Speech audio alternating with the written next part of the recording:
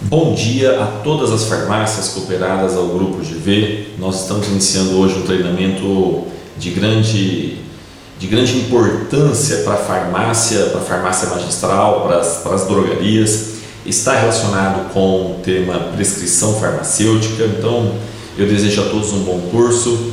Particularmente é um tema que eu prefiro dentro da farmácia clínica, é a cardiologia, é a fisiologia. Então a todas as farmácias, você que está me assistindo por DVD, você que está me assistindo por uma fita, ou ao vivo pela Twitchcam, a todas as farmácias um bom dia e um bom curso. Hoje nós iremos falar então sobre a farmacologia voltada à prescrição farmacêutica na área da cardiologia, tá? Antes de nós falarmos sobre os medicamentos, os tratamentos farmacoterapêuticos voltados para a cardiologia, para as doenças, para as patologias da cardiologia, as cardiopatologias, né? Nós gostaríamos, eu vou falar da cardiologia e também algumas coisas relacionadas a vascular, ao cirurgião vascular, ao angiologista, porque são as principais buscas, né, de enfermidades, os principais problemas relacionados à sociedade. Então você que tem uma farmácia, você que tem uma drogaria e quer realizar a prescrição farmacêutica, é fundamental, é de muita importância você ter algumas formações, alguns conceitos teóricos, né, esses conceitos teóricos relacionados à hipertensão arterial, né, a uma cardiopatia, a uma insuficiência cardíaca congestiva, a uma trombose, né? São vários problemas, as varizes, são vários problemas que a sociedade, a população busca a farmácia como primeira mão para a orientação e até mesmo algum tratamento. A gente sabe que dentro da área da cardiologia, muitas vezes nós, profissionais farmacêuticos,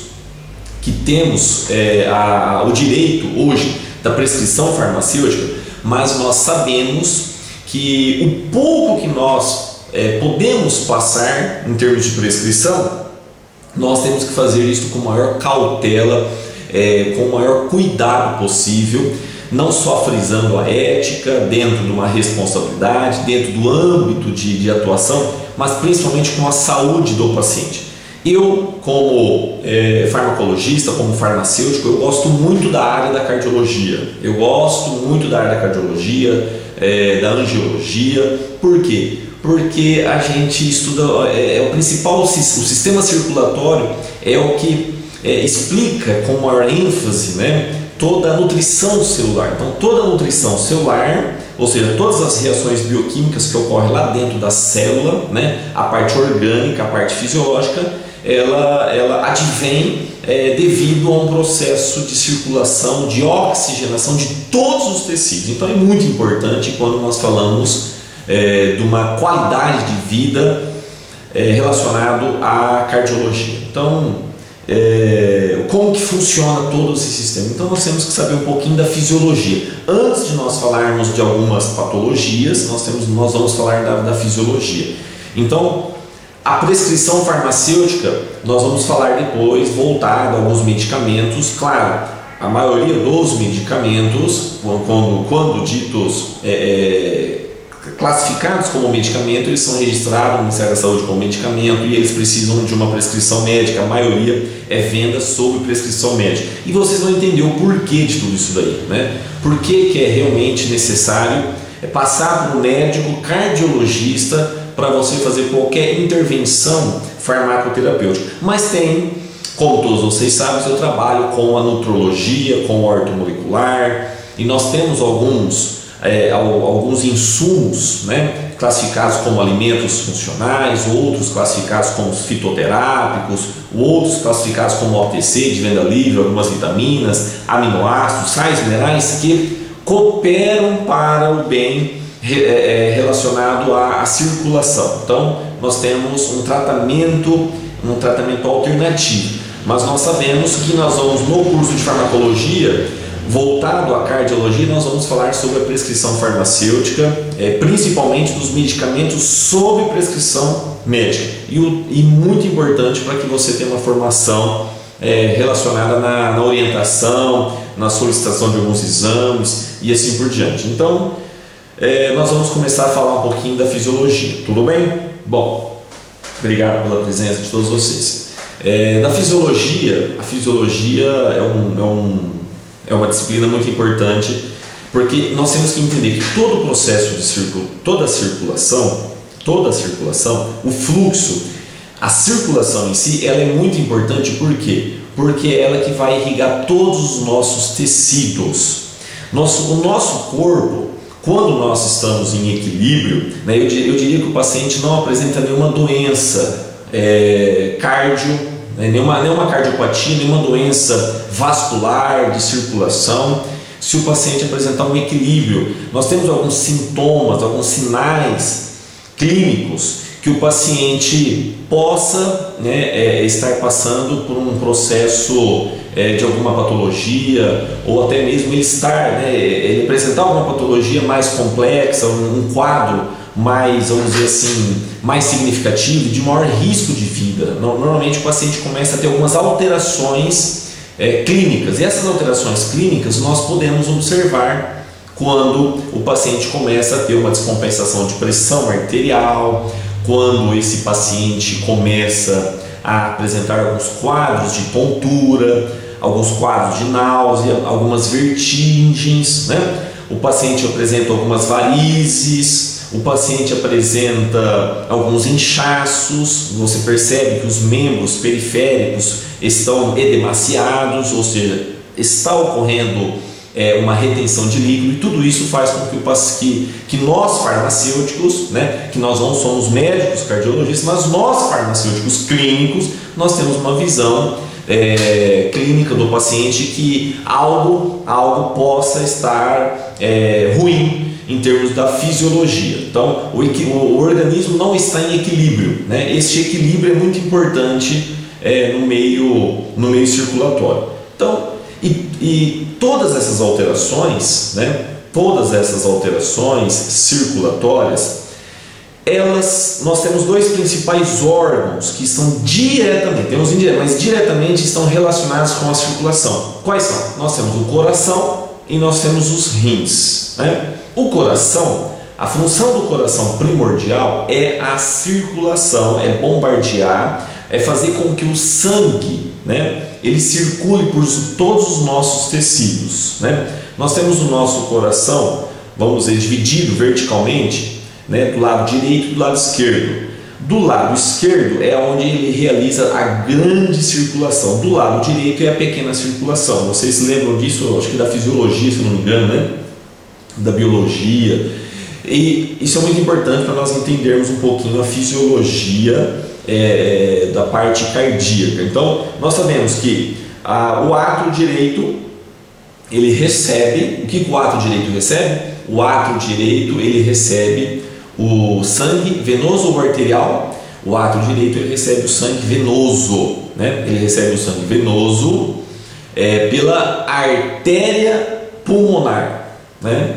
É pela artéria pulmonar, ok? Então a artéria pulmonar, né? Ela sai do ventrículo direito, ok? Ela sai do ventrículo direito, ela passa pelo pulmão, né? Ela passa pelo pulmão, e do pulmão ela vai para o átrio esquerdo do coração, sangue oxigenado. O sangue já está oxigenado, certo? Aí nós temos a veia pulmonar, né? Nós temos a veia pulmonar. Esse sangue chega no ventrículo esquerdo no átrio esquerdo, ventrículo esquerdo, e o ventrículo esquerdo normalmente ele é mais espesso porque ele manda toda essa circulação. Há uma força, né, de contração, por isso que o volume, o ventrículo esquerdo, ele toma aí quase que uns 50%, né, do músculo cardíaco. Por quê? Porque é onde realmente onde ele comprime o sangue na câmara cardíaca para mandar pela artéria aorta o sangue oxigenado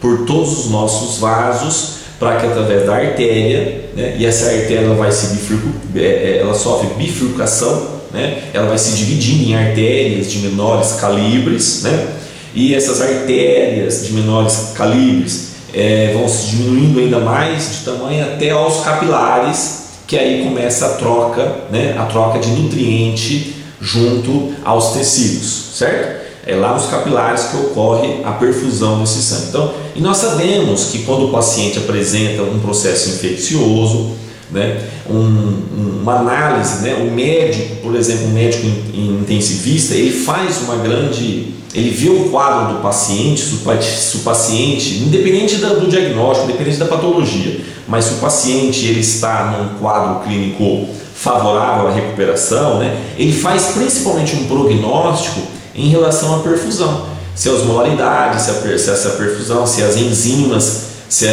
os exames não estão legais, significa que às vezes o paciente pode estar já em sepse, né?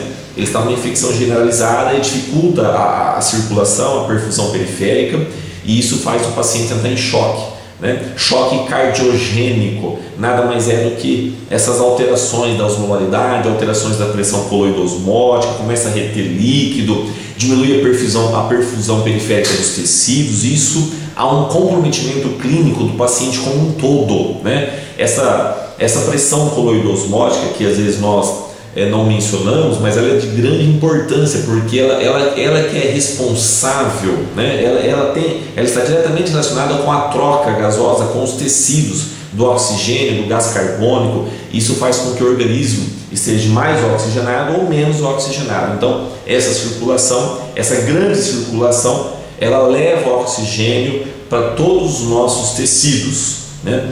E junto com essa circulação, né, nós temos, para que ocorra essa circulação, né, nós temos que ter uma pressão arterial, né, que a pressão arterial é o débito cardíaco vezes a frequência cardíaca. Você tem o valor da pressão arterial. E depois da troca gasosa, nós temos o retorno dos capilares, pelas vênulas, né, são as veias de menores calibres, aí as veias, e esse sangue retorna para o coração ali no átrio direito, e do átrio direito, ventrículo direito, a artéria pulmonar manda o sangue para o pulmão, né? Esse sangue ele é oxigenado, e esse sangue oxigenado pelos pulmões ele volta para o átrio esquerdo, ventrículo esquerdo, né? E começa a grande circulação novamente. Isso tudo só para vocês terem uma ideia de como é todo esse problema. Não é tão simples assim, é bem complexo o processo da circulação, e o sangue ele tem que ter uma pressão arterial. É isso que eu queria que vocês entendessem, ele tem que ter essa pressão arterial. E o que faz com que tenha essa pressão arterial? Por que ter a pressão arterial? Para fazer com que o sangue tenha uma circulação. Tanto é que a pressão máxima, a pressão mínima, ela nunca pode chegar próxima, porque quando chega próximo, né, o sangue ele tem uma dificuldade, né, de ser levado aos tecidos. Então você tem que ter uma diferença de 40, o ideal seria aí 40 milímetros de mercúrio, né? Por exemplo, uma pressão de 120 por 80 milímetros de mercúrio, que seria uma pressão ideal. Essa pressão ela é significativa, e essa pressão arterial faz com que o sangue, né, ele circule, ok? Agora, além de ter a pressão, nós temos que ter nos elementos figurativos do sangue, né? Quando a gente manda para análise, a gente verifica aí os elementos figurativos, o número de eritrócitos, células de defesa, né, plaquetas, bastões, tudo isso é muito importante. Colesterol, triglicérides, né? O tempo de ação protrombina, o tempo de coagulação. Então, todos esses elementos são importantíssimos para que, além da pressão, esse sangue ele tem uma composição, ele tem uma densidade, ele tem um pH, né? Nós temos um pH, e o pH não pode alterar. O pH do sangue ele tem que ser constante, se não me falha a memória, de 7,35 a 7,45. É um limite, é tamponado. Então, e por que isso daí? Porque isso está relacionado com a osmolaridade de todo o nosso organismo. Se você tem mais íons hidrogênio sobrando, íons OH-, isso faz com que você tenha uma alcalose respiratória. Se você tem mais íons H+, faz com que você tenha uma acidose. E isso tem uma importância? Tem. Por quê? Porque as nossas células elas funcionam num pH específico. Você alterou o pH de um órgão, faz com que as nossas células elas começam a ter uma alteração do funcionamento né? O funcionamento do órgão, ele tem uma responsabilidade. Olha, gente, mas é tão complexo, é difícil, né? Eu queria explicar para vocês o conceito assim básico, mas realmente não é fácil, porque a pressão arterial, então nós temos o músculo cardíaco que faz todo esse processo da circulação, é o responsável pela circulação. Nós temos junto a pressão arterial, nós temos o débito cardíaco e a resistência periférica, né? A resistência periférica, que é a vasoconstrição e a vasodilatação, e nós temos elementos do sangue, que é muito importante, a composição de todos eles, por isso com um exame, um hemograma, um colesterol, um triglicerídeos, tudo isso faz com que seja importante numa avaliação, né, cardiocirculatória. É muito importante você ter noção dessa composição em termos de avaliação, né? Diagnóstico é só um médico, é só um cardiologista, não é nem um médico. Hoje o próprio médico clínico geral, ele encaminha o paciente para o cardiologista. Nós não vamos querer atuar nessa área. Agora veja bem, o paciente vem até aí agora de manhã e ele conta uma história clínica, um caso clínico, e nós como profissionais de saúde, como farmacêuticos clínicos, nós temos que saber o que orientar o paciente e algumas vezes até prescrever, né? E algumas vezes até ter algumas atitudes de emergência, né? Orientar esse paciente dos riscos que ele possa vir estar ocorrendo e ele não tem essa noção, ele não tem informação. E muitas vezes são perguntas simples sobre pressão, do que aumenta a pressão. Ele pode fazer uma pergunta do sal, ele pode fazer uma pergunta do açúcar, do colesterol, né? Da frequência cardíaca. Muitas coisas ele não tem informação. Então é muito importante que nós, farmacêuticos clínicos, que vamos atuar, né, como prescritores e como farmacêuticos clínicos, nós temos essa formação aí. Então é importante você saber da fisiologia. A fisiologia é imprescindível. Não é que você vai exercer medicina ou você vai dar diagnóstico, mas a intervenção do farmacêutico clínico na área da cardiologia é de grande importância, de grande relevância, e o resultado é maravilhoso para o bem-estar, para a saúde do paciente, principalmente quando nós falamos de atenção primária à saúde, é você promover a saúde e prevenir alguns quadros clínicos sérios, né? E aí nós vamos falando de outras patologias. Então, a fisiologia é isso daí. Nós temos o coração para a circulação do sangue, né? Nós temos, além de ter isso daí, nós temos isso só ocorre porque nós temos que ter uma pressão arterial. Essa pressão arterial é o que faz com que realmente o sangue circule, né? Nós temos uma pressão máxima, que é chamada de pressão sistólica, e nós temos uma pressão mínima, que é chamada de pressão diastólica. A pressão sistólica é quando o ventrículo esquerdo ele contrai e ele manda todo o sangue, certo? Para a artéria aorta. Aliás, não é todo o sangue que sai da artéria aorta, porque tem um pouco do sangue que retorna para o músculo cardíaco. Olha que interessante, né? Quando o coração contrai, sístole, o sangue vai pela artéria, né? Ele insere na artéria aorta e ele caminha para frente. Quando o músculo relaxa, o músculo cardíaco de pressão diastólica, mas tem uma pressão, ainda não está zero, tem uma pressão diastólica, com pressão, certo? Esse sangue ele retorna para hidratar, para oxigenar o próprio músculo cardíaco. O próprio músculo cardíaco, porque veja bem, a função do sangue é oxigenar os tecidos, é levar os nutrientes, levar o oxigênio para todos os nossos tecidos. E cada tecido é formado por órgãos, sim ou não, né? Os órgãos são formados pelos tecidos, os tecidos são formados pelas células. Cada célula, né? Cada célula tem uma importância, cada célula tem as suas funções, né? Nós temos lá várias funções, nós temos as células nervosas, os neurônios, nós temos a célula hepática, os hepatócitos, nós temos a célula da pele, o tecido epitelial, a célula epidérmica, e para que ela esteja viva, ela tem que ter oxigênio. Para ter oxigênio tem que ter irrigação, né? Tem que ter irrigação. Tem algumas células que se regeneram, tem outras células que não se regeneram, né? E tem muita pesquisa sobre essa área, principalmente com células-tronco, né? Neurônios, a degeneração, quando o paciente tem um acidente vascular cerebral, ocorre uma anóxia, perda de oxigênio, né? Às vezes é uma anóxia total, e junto com a anóxia total de qualquer tecido do corpo, nós chamamos que ele teve uma isquemia. Essa isquemia, que é a ausência total de oxigênio, pode acontecer na ponta do dedo, Na ponta do dedo. Acontecendo na ponta do dedo, eu posso falar que a ponta do meu dedo, do meu indicador do braço esquerdo, ele sofreu um infarto, né? Eu posso falar que o meu dedo infartou. Eu posso falar ou é infarto ou enfarte, né? Ou é infarto ou é infarto. Os dois termos estão corretos, ok? Então, o que é o infarto de um tecido? Qualquer área do meu corpo faltou oxigênio, teve anóxia total ou parcial, né?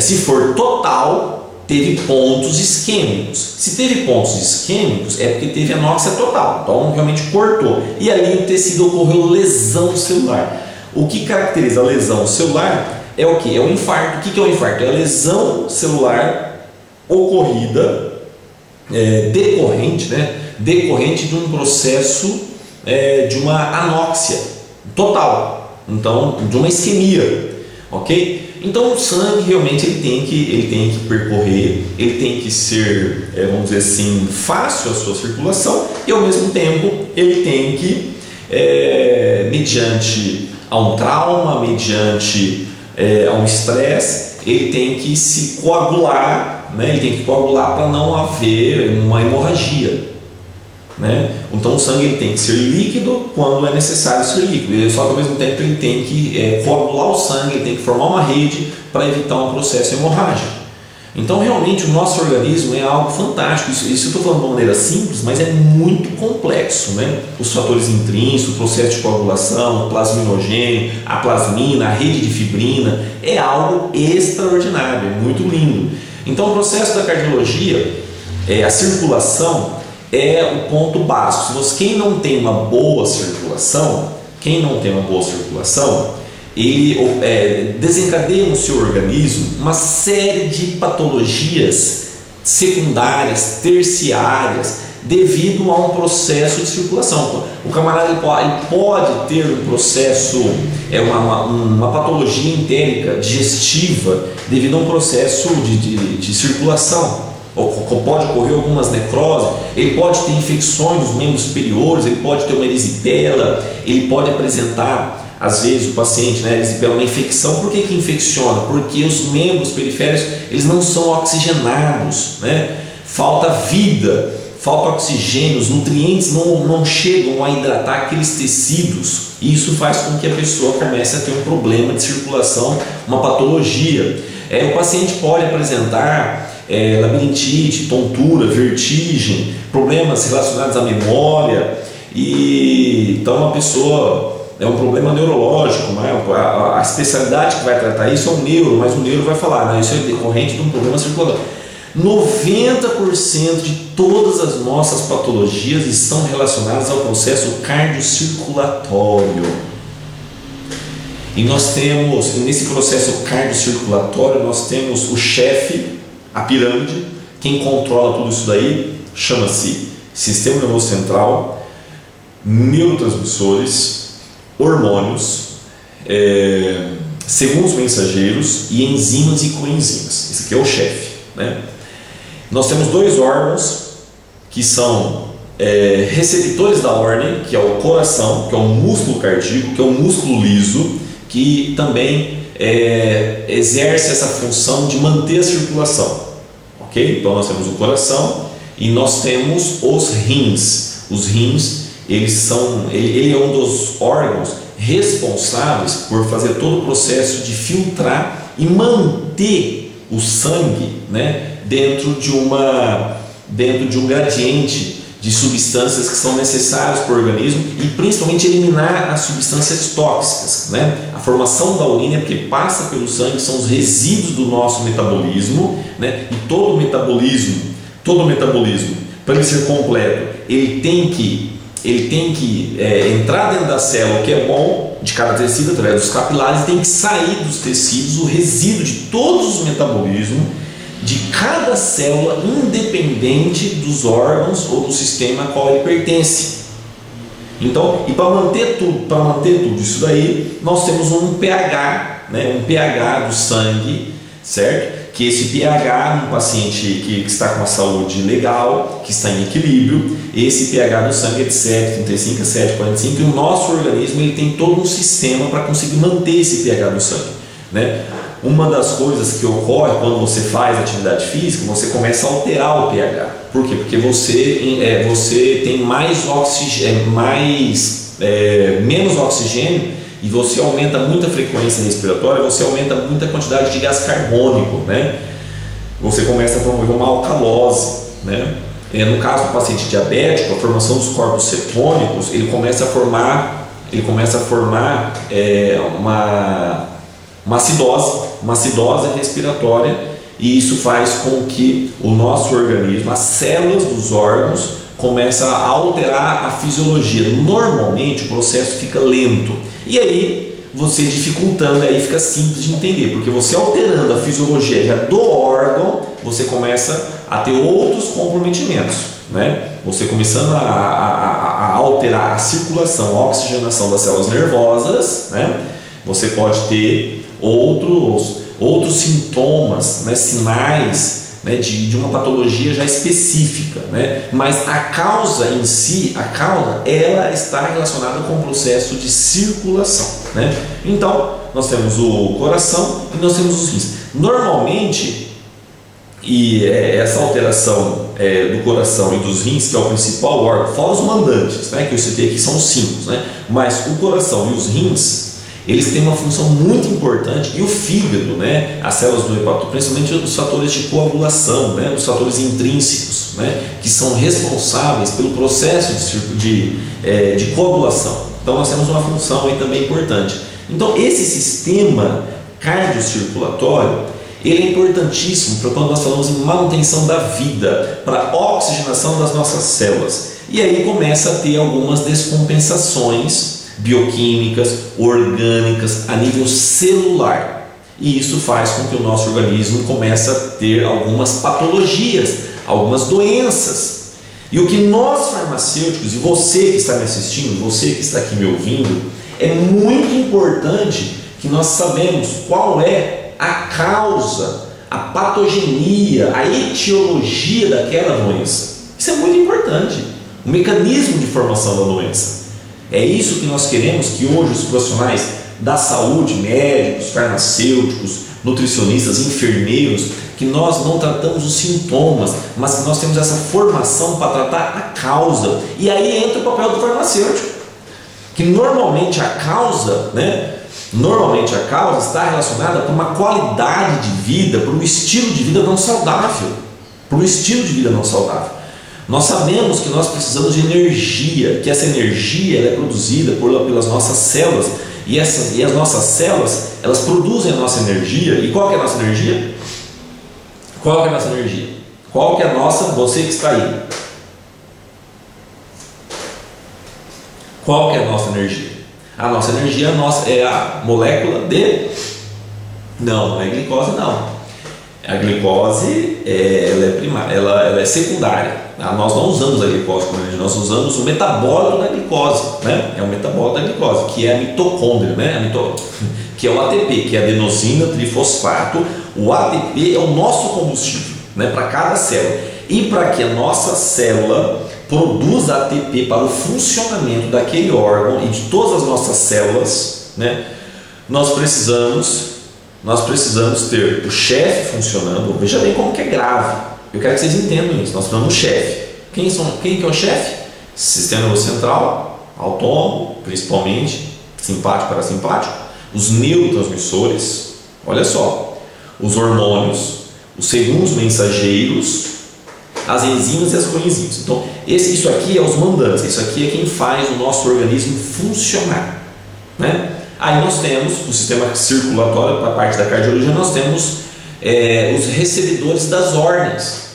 Esses aqui são os chefes. Aí nós temos os funcionários, né? Nós temos o coração, que é um dos principais órgãos que estão relacionados que é um dos principais não, que é o único responsável pela circulação em termos de bombear o sangue, bombear o sangue, fazer com que o sangue seja injetado, né? Que é responsável pela grande circulação, que é do coração através da aorta até os tecidos, leva sangue oxigenado e os nutrientes para dentro das células, né? E nós temos a grande circulação, e aí pega esse sangue na grande circulação, esse sangue através dos capilares, das vênulas, esse sangue pobre, esse sangue rico em gás carbônico, chamado sangue venoso, né? Esse sangue ele retorna pelas veias, e aí ele vai até o átrio direito do coração. Então aí terminou a grande circulação. Então o coração faz isso.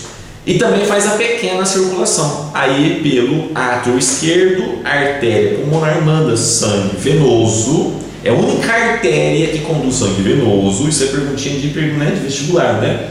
É o único sangue, ele retorna para a grande circulação. Ele vai para o pulmão, e do pulmão, através da veia pulmonar, que é a única veia que conduz sangue arterial. É outra perguntinha também. Ele vai lá para o átrio esquerdo, ventrículo esquerdo, e aí terminou a pequena circulação. Então o coração tem essa função, ok? O coração tem essa função.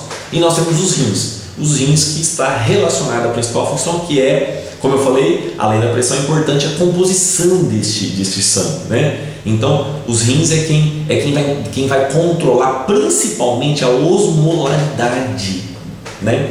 Quem controla diretamente com o pH do sangue. É muito importante a formação da urina, a retirada do sangue de todos os elementos tóxicos para ser metabolizado e eliminado pelo clearance renal. Isso é muito importante, certo? Então nós temos o chefe e nós temos esses dois órgãos que são responsáveis, né?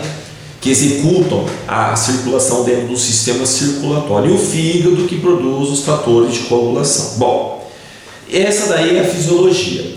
Agora, como que o nosso organismo ele consegue controlar essa pressão arterial?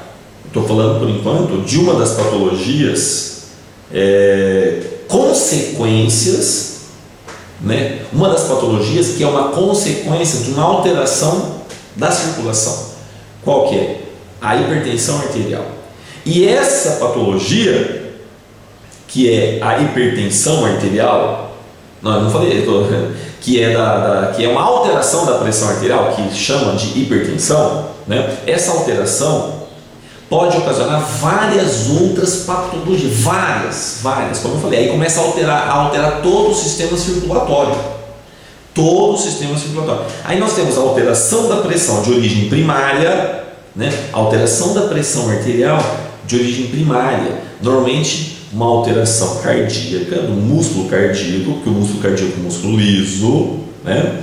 Nós temos a alteração das funções renais, que faz com que também ocorra uma alteração da pressão arterial. Então a pressão arterial ela é importantíssima para fazer com que todos os nossos tecidos sejam oxigenados. Então, mas é uma coisa óbvia. É o sangue que leva todos os nutrientes para todas as nossas células. Qualquer alteração no processo de circulação vai gerar todos os tipos de doenças imaginárias. Várias patologias são causadas por alteração de pressão, por alteração no processo de circulação. Às vezes nós temos a pressão normal, mas tem uma alteração na circulação, né? E agora você imagina, tudo isso tem um motorzinho, que é o coração, nós temos um filtro, que é o rim, né? E nós temos as mangueirinhas, que são os vasos sanguíneos, as artérias e as veias. Agora você imagina tudo isso para funcionar, igual nós temos no celular hoje, né? Sincronizar, tem que ser tudo sincronizado. Tudo sincronizado. É a coisa mais linda que tem, né? E o nosso organismo, junto com os chefes, que são esses 5 elementos, ele controla, né? Igual eu falei para você, o sangue tem que ser líquido para que haja circulação, mas ele ao mesmo tempo ele tem que coagular para não circular quando tem algum trauma, algum acidente, alguma hemorragia. Então realmente tudo isso tem que estar funcionando harmoniosamente.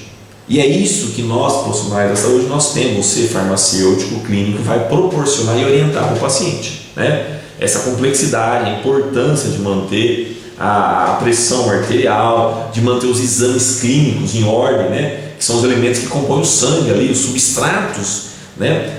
Que são influências do meio, da nossa alimentação, são os nutrientes que estão ali no sangue, isso é muito importante. Então, se você tem um colesterol alto, se você tem um triglicerídeos alto, você tem uma alteração de circulação, você pode ter um êmbolo, você pode ter uma trombose. Juntamente com a trombose, você pode ter apenas uma erisipela ou mesmo você ter um bloqueio, uma trombose total de um membro periférico, e isso é muito sério, que às vezes né, não tratado. Isso hoje em dia tem alguns recursos, tem várias substâncias, né, fibrinolíticas para dissolver esse coágulo, né? Tem os cateterismos, tem as angioplastias, né, que são a colocação dos estentes, para fazer com que aquele vaso ele fique, para que ele abra, né, tem uma distensão para fazer com que o sangue continue passando. Hoje nós temos os estentes, a angioplastia com droga, né, para evitar as rejeições, né, para que não dure apenas 10 anos, mas 20 anos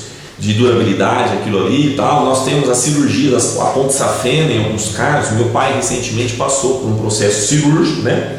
Uma artéria poplítea, olha só como que é uma coisa simples, né? Mas ele passou aí uma situação muito grande, muito importante em termos de risco de vida, que foi um aneurisma, né? Um aneurisma da artéria poplítea.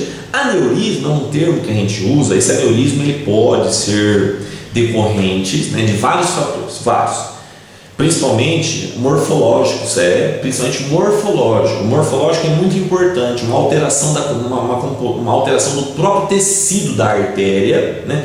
Vamos supor assim, às vezes você enche uma bexiga, né, uma bexiga de festa, e às vezes ele forma uma bexiga, do lado, né? Aquele tecido ali, aquela região ali, ela está um pouco mais frágil, aí forma uma bexiguinha. Essa bexiguinha seria um aneurisma, seria mais ou menos isso. Às vezes a pessoa tem a colocação de um trombo na artéria, e esse trombo ele fica ali. Por que ele ficou naquela região? Por que ele não formou um pouquinho mais para frente? Ele formou ali muitas vezes, por quê? Porque às vezes a parede do endotélio capilar naquela região não está ele não está assim com uma saliência boa, ele não está liso, ali apresenta às vezes uma certa rugosidade, que faz com que os elementos do sangue vão parando ali.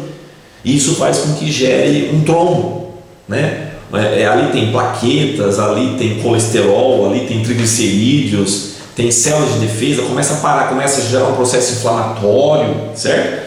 E isso faz com que você pode ser um êmbolo, às vezes é um êmbolo. Esse êmbolo, quando ele se desprende da artéria, aí é muito risco, né? Porque na artéria pulmonar é onde que ela é muito estreita, a artéria pulmonar, ok? E aí é onde o paciente morre por uma embolia pulmonar. Normalmente, né, o termo correto seria embolia pulmonar. Então, é muito sério, né, o processo de você soltar isso daí e ter um êmbolo, um fragmento que se desprendeu da artéria, vai para o pulmão e a pessoa acaba vindo a óbito. Então, a gente sabe que realmente a circulação é algo sério, normalmente é emergente, mas antes de chegarmos nessa situação, o paciente começa a apresentar alguns sintomas, igual eu comentei com vocês no início do curso, da aula de hoje, que é o que? Ele começa a ter uma alteração da pressão sistólica, diastólica,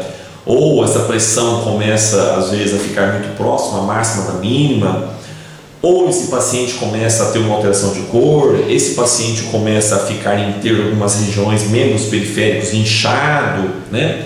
Esse paciente começa a ter cansaço, esse paciente começa a ter tontura, vertigens. Então, tudo isso pode estar relacionado com uma má circulação. E esta circulação, esta oxigenação do nosso organismo, né, faz com que o nosso tecido como um todo... Quer ver uma outra coisa importante também, que pode desencadear todo o mal-estar de uma pessoa? É o mau funcionamento do intestino, que poucos profissionais...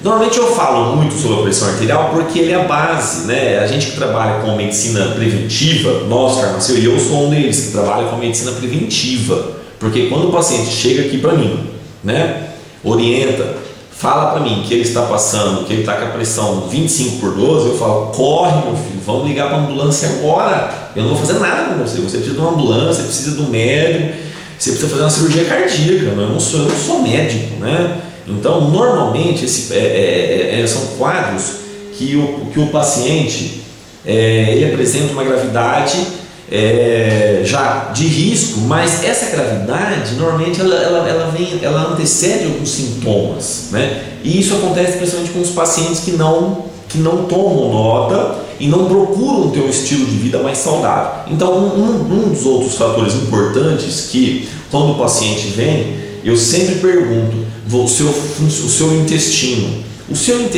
ele está saudável? Né? O seu intestino está saudável? Você tem um funcionamento do intestino, né, com regras, né? E isso faz com que o paciente tenha uma alteração do substrato. Então você vê que é importante você ter um equilíbrio da alimentação, você ter um equilíbrio da parte circulatória e você ter um equilíbrio de toda a coordenação motora, né? Que são 5 elementos aí que faz toda essa homeostasia, né? Bom, então alterou a pressão arterial. O que altera a pressão arterial? Normalmente nós chamamos de hipertensão arterial. Então a hipertensão arterial é uma patologia, né? A hipertensão arterial. Normalmente, quem vai falar que o paciente ele tem hoje nós temos um histórico diagnóstico, né? Qual que é o ID ou HD em alguns casos? Qual que é a causa daquela patologia? Qual que é a causa da pressão arterial?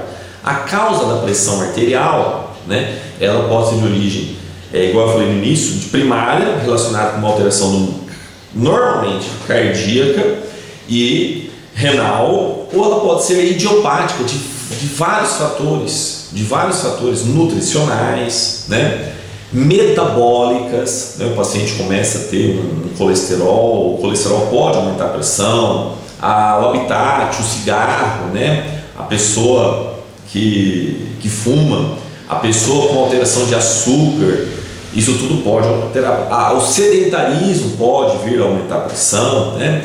A histologia, a morfologia dos tecidos do próprio endotélio capilar, isso faz com que a pressão, principalmente em pacientes com 40 anos de idade acima, faz com que a pessoa tende a ter um endotélio capilar. As artérias elas começam a ficar mais enrijecidas. Por quê? Porque começa a se formar menos óxido nítrico, e esse óxido nítrico, né, é responsável pela vasodilatação. Ele é quem aumenta a complacência vascular, né? E isso tudo ocorre quando você tem uma queda, uma diminuição de silício. Uma das causas é o silício, né? É a diminuição da concentração do silício. E isso daí é muito comum isso daí.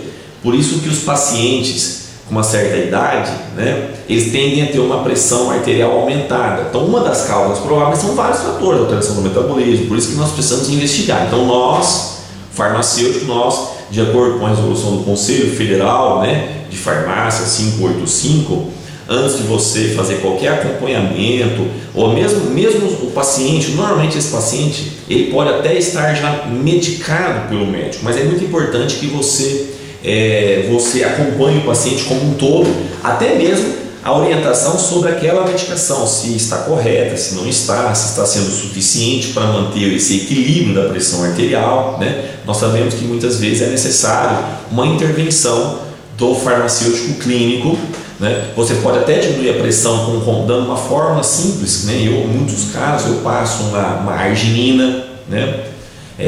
Além da arginina eu passo um silício, que o silício ele tem a função de dilatar os vasos sanguíneos. Por quê? Porque aumenta a liberação de óxido nítrico.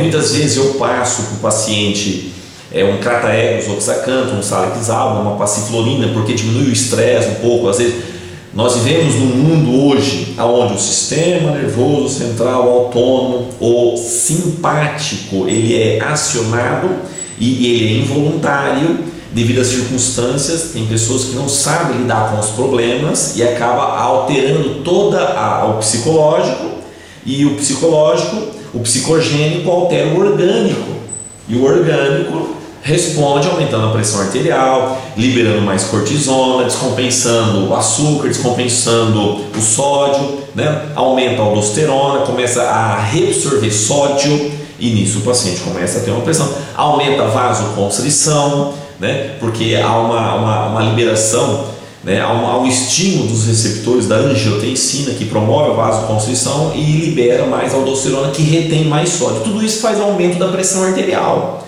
Então você vê que uma alteração psicogênica, uma alteração emocional, um estresse, a insônia, o nervosismo, a inquietação, isso tudo é decorrente de uma alteração emocional. Então o que eu faço? Muitas vezes você pode, é um extrato de mulungu tem dado um resultado muito bom, em casos onde o paciente apresenta, né? Às vezes a gente pergunta, como que está o emocional, você dorme bem, você está muito ansioso? Essas perguntas quando você farmacêutico, você que está me assistindo, quando nós fazemos, você que está aqui, quando nós fazemos esse tipo de pergunta, né, normalmente o paciente, eu estou ansioso, nossa, eu sou muito ansioso.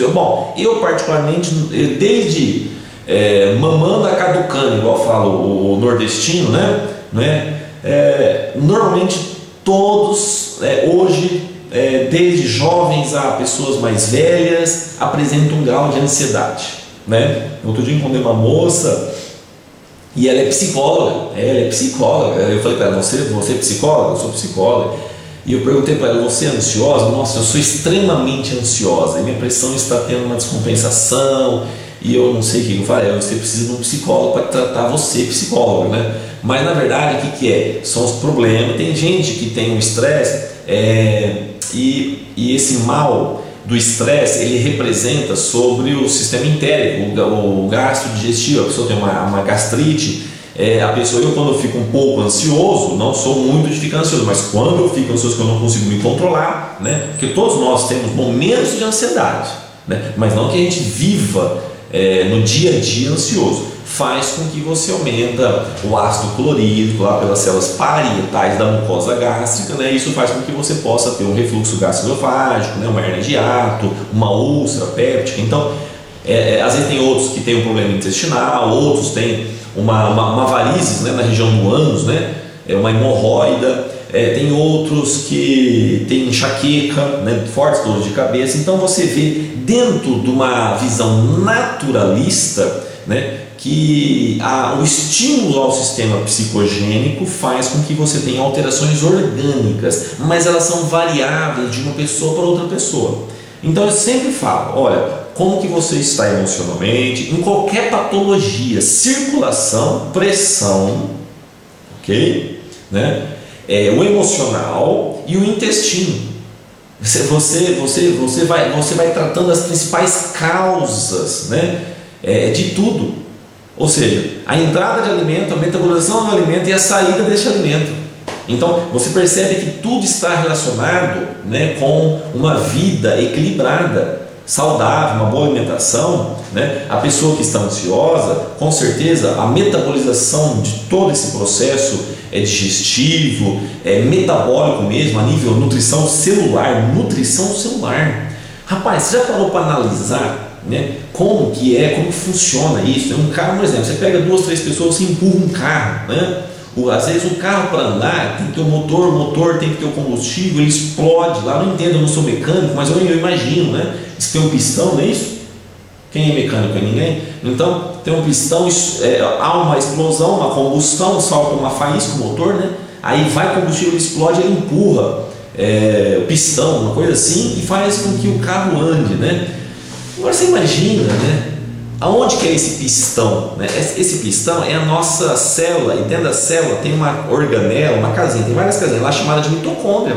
É ela que produz a adenosina trifosfato. É ela que te dá energia para você falar, para você pegar um celular, para você pegar um copo, para você poder andar, né? Da onde vem essa energia? Você parou para analisar um negócio desse? Então, essas explosões químicas ocorrem dentro da nossa célula.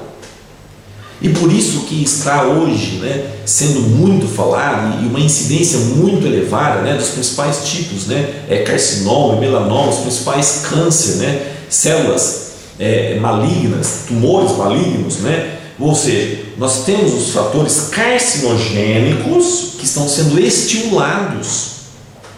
né? E isso daí também está relacionado com o estresse, com a ansiedade, né? Com as alterações psicogênicas. Agora, como controlar? Então, voltando aqui para a parte hemodinâmica, né? A hemodinâmica estuda pressão, circulação e oxigenação. Então, como que faz para controlar a pressão arterial?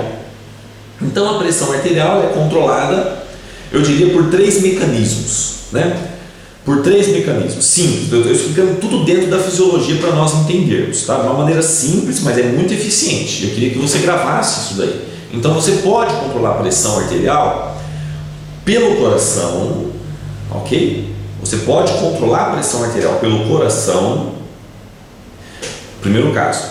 Segundo caso, você pode controlar a pressão arterial pelos vasos, pelos vasos sanguíneos, né, pelas artérias, né, pela vasoconstrição, pela vasodilatação, né, então você pode aumentar a pressão, diminuir a pressão pelos vasos. E nós também podemos controlar a pressão arterial pelos rins, pela atuação dos rins. Isso de uma maneira direta. Agora, indiretamente, tem vários fatores, que são as idiopáticas, que são as secundárias. Daí, como eu falei, você tem que controlar o seu colesterol, você tem que controlar os seus triglicerídeos, os elementos figurativos do sangue, o tempo de ação protrombina, você tem que controlar o sódio no sangue. Então, são composições de elementos e composições bioquímicas a nível sangue. Isso faz com que a pressão arterial, você tem que controlar a ansiedade, a parte emocional, o fumo, o cigarro, né? O sedentarismo. O sedentarismo ele aumenta a pressão por quê? Isso também já foi muito discutido em congressos, né? Onde se estuda muito a prevenção de doença, a promoção de saúde. Você controla a pressão arterial pela atividade física. Como? Produzindo e retendo silício. Né? Você melhora a oxigenação do próprio endotélio capilar, você faz com que o endotélio capilar ele fica mais maleável, você aumenta a complacência, isso evita picos, né, de pressão arterial elevado. Olha que interessante, né? Então a atividade física é muito importante. A atividade física por si só também estimula o controle metabólico, principalmente de gordura, de colesterol, né? Gordura e colesterol, porque são coisas diferentes. O colesterol é a molécula de gordura a uma proteína, né? E aí ela tem funções diferentes. Nós temos o bom colesterol, nós temos o ruim. Isso eles vão falar em outra aula. Hoje não vai dar tempo de falar tudo.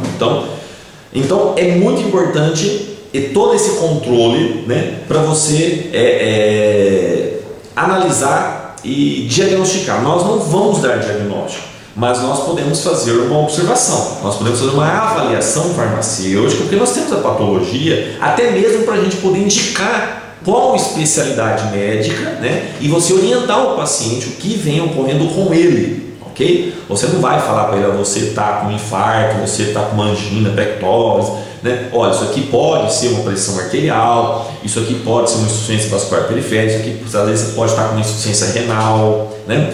Então, tudo isso, você está inchado, foi de repente, você já tem problema de pressão arterial, e isso faz com que... Mas você vê que a alteração do funcionamento cardíaco aumenta a pressão, mas a pressão faz mal para o coração. Então, uma coisa gera outra. É isso que eu queria falar para você, né? Os rins, pode ter falência dos rins, como? Você não cuidando da pressão arterial. Mas o mau funcionamento dos rins pode levar a você ter uma pressão arterial elevada, uma hipertensão arterial. Então, para mim controlar a pressão arterial elevada, conhecida como hipertensão arterial, é muito sistêmica, né? Hipertensão arterial sistêmica, HAS, porque nós temos a hipertensão arterial pulmonar, que é muito conhecida, né, em pacientes que têm uma complexidade, uma alteração no gradiente da osmolaridade, pede um décimo, né, o médico pede uma osmolaridade geral, e aí você percebe que às vezes o paciente está com uma hipertensão arterial elevada, alteração da pressão colonosmótica, que faz com que mantenha a pressão dentro dos vasos, que é a quantidade de albumina, uma das principais proteínas que faz com que não ocorra, né, a perda de volume, certo? Para o interstício, você promovendo um edema, né? Esse vazamento de líquidos, né, entre os tecidos, isso é muito grave, né? Uma hidrocefalia, né? O que é isso daí? Isso daí é extravasamento de líquido fora dos vasos. Isso faz com que irrite o cérebro. Então, se for no cérebro, isso mata na hora, né? Em alguns casos é muito difícil de reverter o caso. Os médicos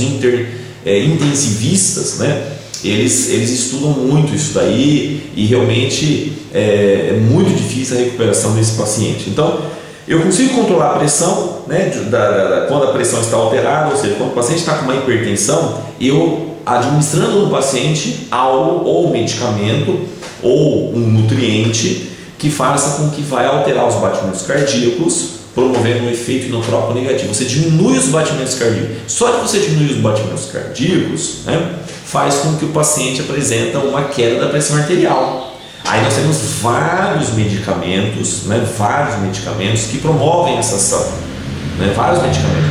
Um dos medicamentos, né, é os beta-bloqueadores. Lembra dos beta-bloqueadores? Propranolol, atenolol, né? Nós temos o bisabolol, que é o Concor, ele é bem seletivo, né? O propranolol não é seletivo, ele atua em beta 1 e beta 2, beta-bloqueador. Beta 2 está lá nos brônquios, né? Às vezes dá falta de ar. Lembra disso? O beta 1 e beta 2, né? Às vezes o paciente toma propranolol e tem um pouquinho de falta de ar. O beta 1 seletivo, ele atua só no coração, né? O atenolol ele é semi-seletivo, ele é dose dependente. O bisabolol, ele já é seletivo, né? Ele não altera o beta 2, ele não altera o pâncreas. Nós temos também receptores beta 2, lembra das células beta 2 que produzem insulina, né?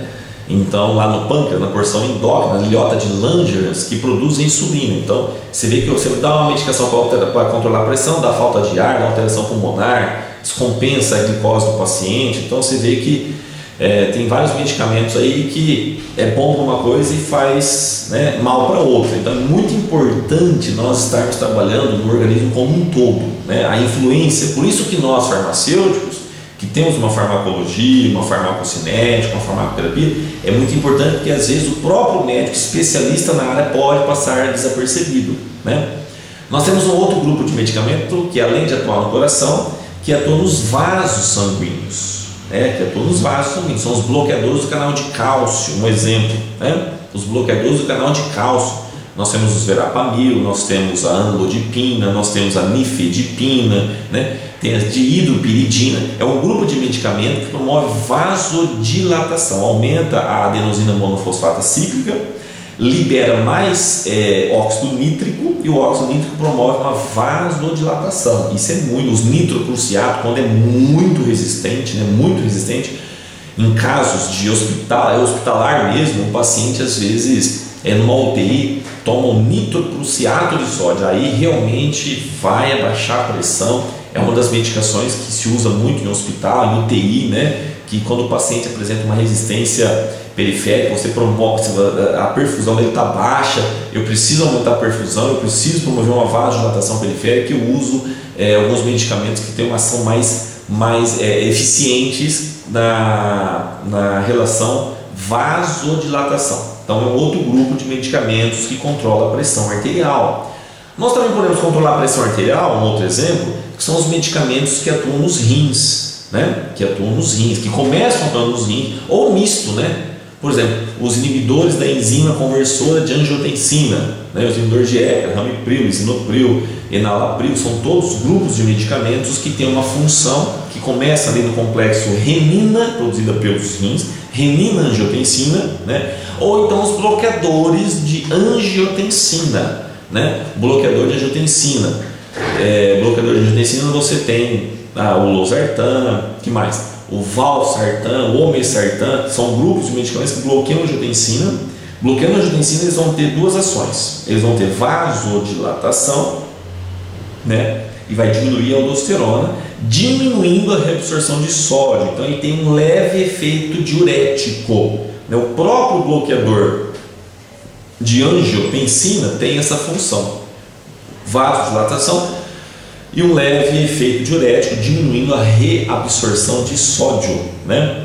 Diminuindo a absorção de sódio. Só que nós temos que entender alguns mecanismos, dessas medicações. Você sabe que um bloqueador de angiotensina, qualquer bula de medicamento desta classe, ele ocasiona um aumento de ureia, né, e de creatinina, né, de creatinina também da função renal, que na verdade a gente verifica o clearance renal, você vê na creatinina do paciente, ok? Então o paciente que está com uma creatinina de 2, de 3, ele está apresentando um comprometimento das funções renais, esse paciente pode ter uma insuficiência renal e fazer hemodiálise, né? O paciente que está com uma ureia elevada, né, acima de 40, esse paciente pode ter algum comprometimento renal também. O paciente tem que diminuir o consumo de proteína, né? O paciente tem que diminuir o consumo de potássio, porque a lesão é muito grave, né, sobre os rins.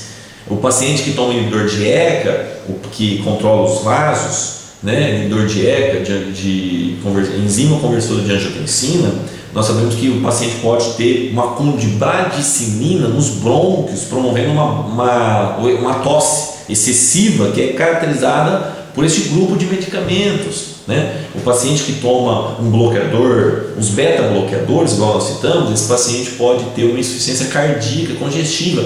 Tem estudos que pacientes que tomam muito, por muitos anos, atenolol, propanolol, uso contínuo, nossos pais, familiares, uso contínuo, esse paciente pode vir a apresentar uma insuficiência cardíaca congestiva, né? Ou até mesmo um paciente que toma um medicamento para o colesterol, né? Todos os medicamentos clássicos, né, que atuam para colesterol pertencem à classe das estatinas, né? Simvastatina, pravastatina, até a última estatina como a rosuvastatina. E nós sabemos que as estatinas, elas atuam todos pelo mesmo mecanismo. Qual é o mecanismo mesmo?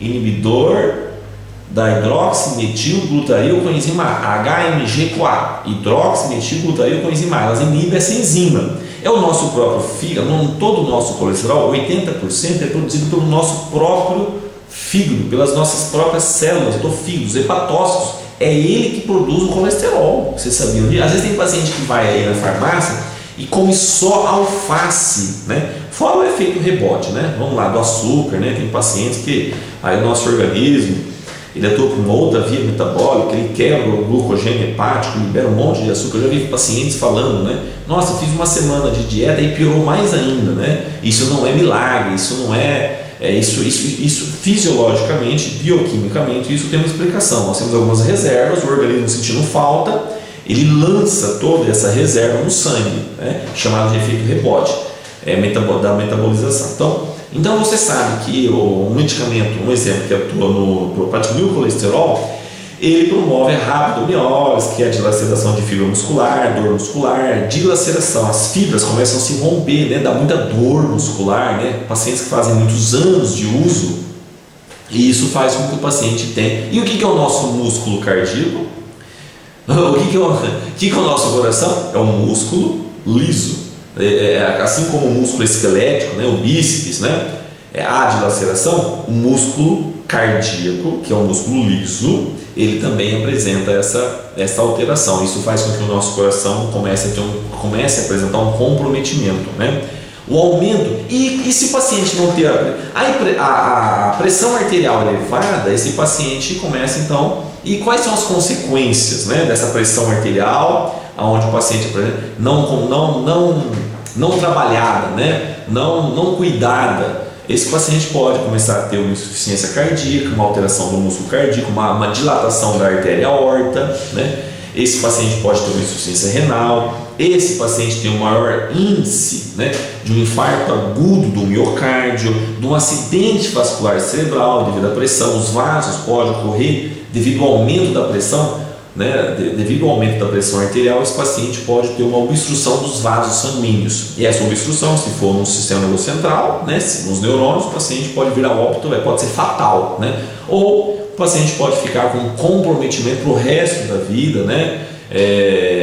Bioquimicamente falando, fora as pesquisas com células-tronco. Então esse processo de reabilitação ainda é muito distante da realidade hoje. Hoje é muito distante.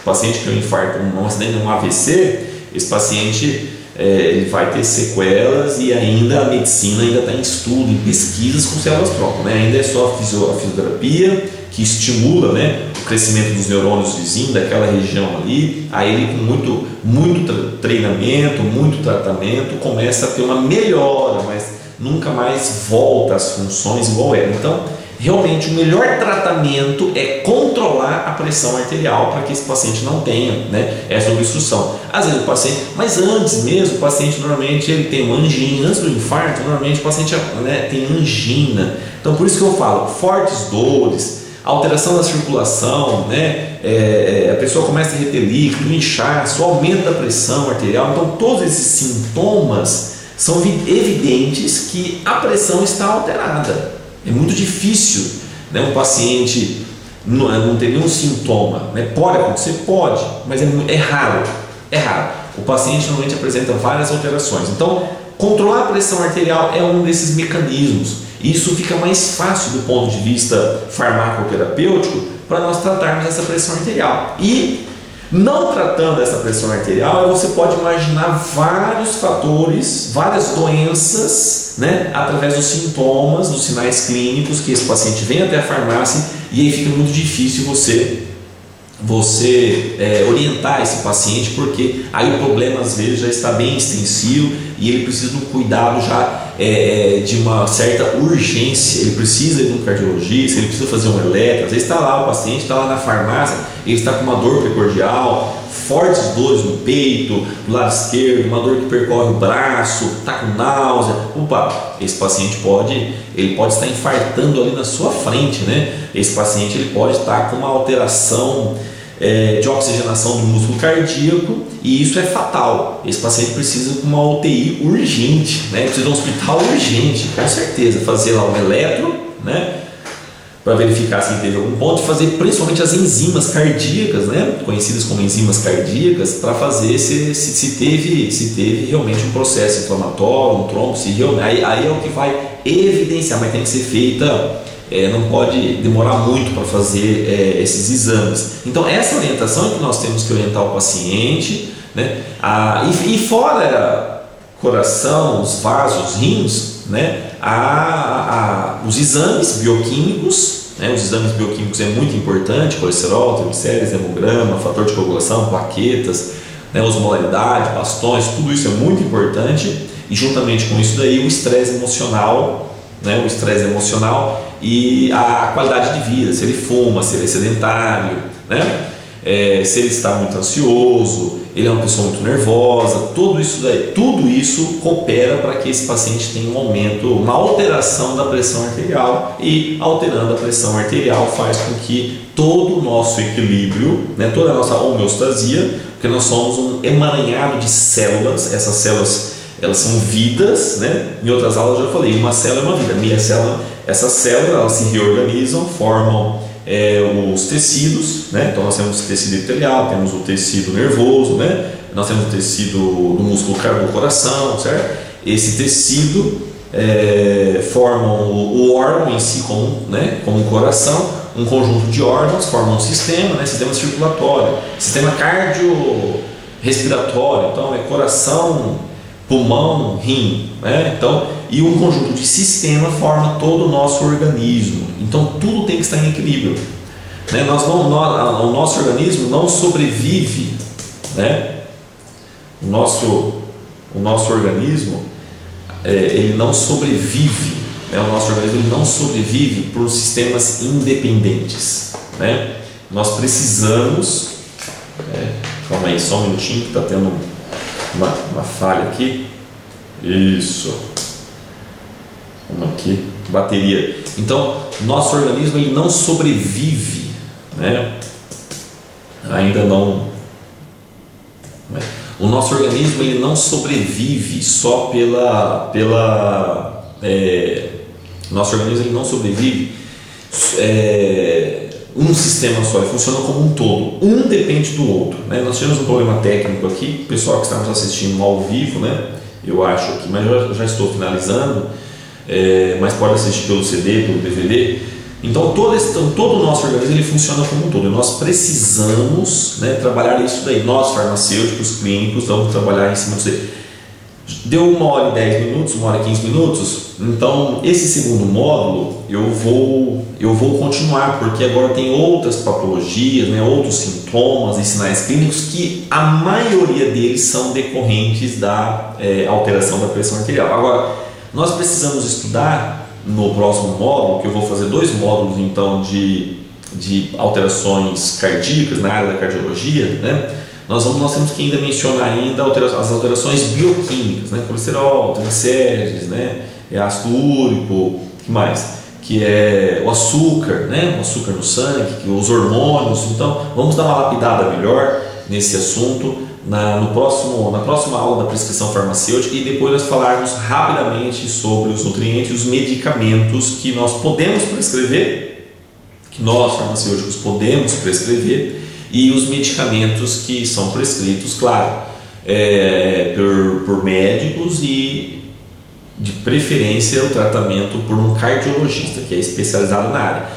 Por que eu não posso passar o medicamento por pressão? Eu sei o mecanismo, mas veja bem, eu quero que você entenda o seguinte: às vezes o paciente está com a pressão arterial, esse paciente vem até a mim e esse paciente ele está com uma hipertensão. Só que além da hipertensão, esse paciente é um paciente é um paciente que não foi tratado, e ele apresenta um aumento da pressão arterial há muitos anos, e ele não faz acompanhamento em toma medicamento. Esse paciente ele apresenta já uma dilatação da artéria, a aorta, ele apresenta um aumento do músculo cardíaco, né? Principalmente o ventrículo esquerdo, né? Ele está bem aumentado, ele está hipertrofiado. A função do músculo é bombear o sangue, não é ter força, ele tem que ter elasticidade. Então o coração ele começa a perder essa elasticidade, e o paciente já começa a desenvolver uma insuficiência cardíaca congestiva. Se não tratada essa insuficiência cardíaca, o paciente passa o final da história provavelmente é uma embolia pulmonar. Por quê? Porque o sangue ele entra do pulmão, ele entra para o músculo, né? Ele entrou no músculo, e do músculo vem átrio esquerdo, ventrículo esquerdo, né? Só que quando ele contrai, ele manda 1 litro, mas fica 500 ml na câmara cardíaca.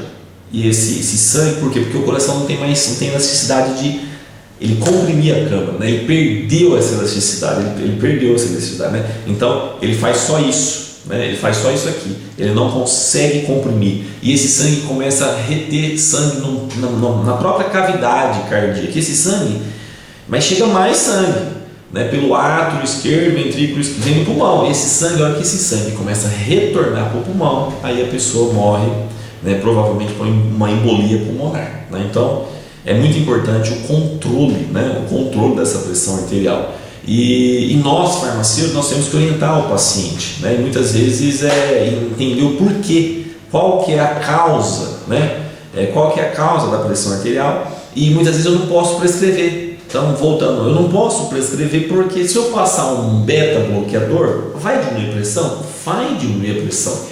Mas eu estou estimulando esse paciente que já tem uma ICC que eu não sei, é só o médico, o cardiologista, para fazer o eletro, para fazer um teste ergométrico, é só o especialista. Eu não sou cardiologista e você, farmacêutico, não é cardiologista. Então, eu não posso passar porque às vezes esse paciente eu vou abaixar a pressão arterial, né, por um tempo, depois vai ser definitivo, porque esse paciente pode vir a óbito, né? É muito importante, então,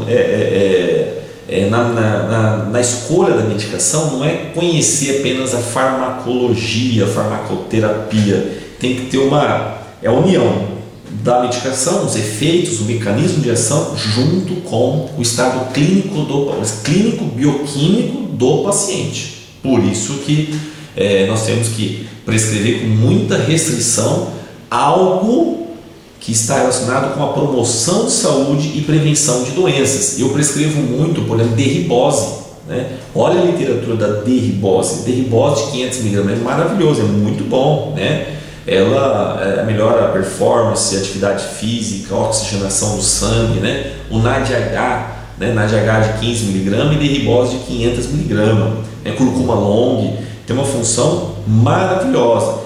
tudo a expectativa é você melhorar a qualidade de vida do paciente, melhorar a oxigenação do próprio músculo cardíaco e facilitando a circulação, você também vai estar melhorando a oxigenação de todo o tecido.